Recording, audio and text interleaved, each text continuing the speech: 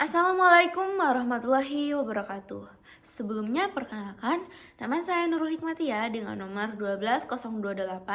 Di sini saya akan menjelaskan tata cara dari Basic Life Support.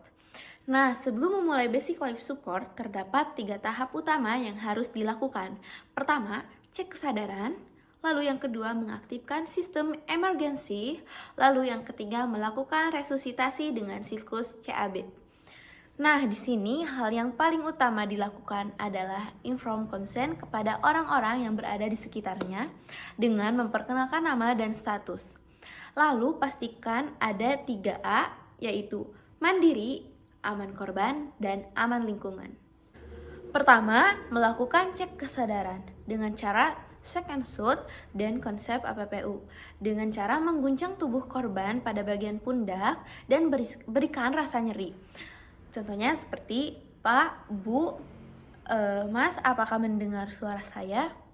Nah, jika tidak ada respon, maka bisa menggerakkan tubuhnya dan kasih stimulus nyeri pada bagian dadanya.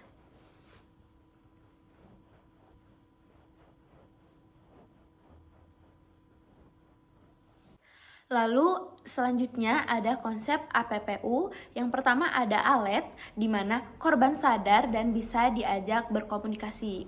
Dan yang kedua ada verbal di mana korban membuka mata setelah diberi rangsangan suara. Dan yang ketiga adalah pain di mana korban akan membuka mata ketika setelah diberikan rasa nyeri. Dan yang terakhir adalah responsif. Korban tidak membuka mata meskipun diberikan rangsangan ataupun diberikan rasa nyeri. Lalu yang kedua adalah aktifkan sistem emergensi dengan mengambil bantuan, menghubungi nomor darurat fasilitas kesehatan.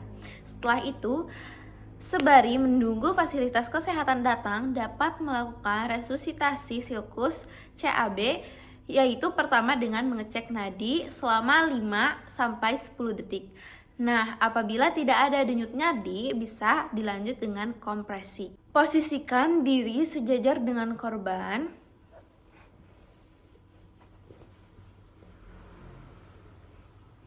Letakkan bagian pangkal telapak tangan. Lalu satu lagi dipakai untuk mengunci. Lalu letakkan di sepertiga distal sternum. Lalu lakukan kompresi sebanyak 30 hitungan dengan kecepatan 100 hingga 120 kali per menit dengan posisi tangan tegak lurus 90 derajat terhadap dada pasien. Lalu lakukan kompresi menggunakan berat tubuh dengan kedalaman 5 cm sampai 6 cm dan tidak lebih. Lalu letakkan pada dada, harus dilepaskan secara seluruhannya dan dada dibiarkan mengembang kembali ke posisi semula setiap kali melakukan kompleksi dada atau disebut dengan casual recoil. Ini bisa dilakukan selama 30 kali. 1, 2, 3, 4, 5, 6, 7, 8, 9, 10, 11, 12, 13, 14, 15, 16, 17, 18, 19, 20, 21, 22, 23, 24, 25, 26, 27, 28, 29, 30. Setelah itu, ventilasi jalan nafas korban dengan membuka ventilasi pernapasan pada korban. Nah, ventilasi secara cepat apakah terdapat cedera pada leher korban atau tidak dengan cara melihat tanda-tanda trauma pada leher.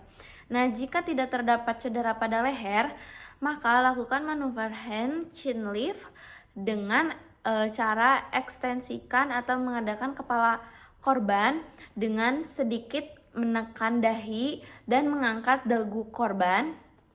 Lalu selanjutnya lakukan ventilasi sebanyak 2 hembusan, yaitu pastikan mulut penolong menutupi seluruh mulut korban. Jadi saat melakukan ventilasi di mana saat sedang menghembuskan nafas, Lihat pada bagian dada korban, apakah mengembang dan jeda sebentar lalu akan menghempis. Dan dilanjut lagi dengan memberikan nafas seperti ini.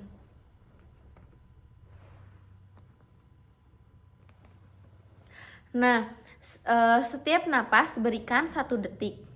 Lalu setelah dilakukan kompresi dan ventilasi, cek sirkulasi dan denyut nadi korban.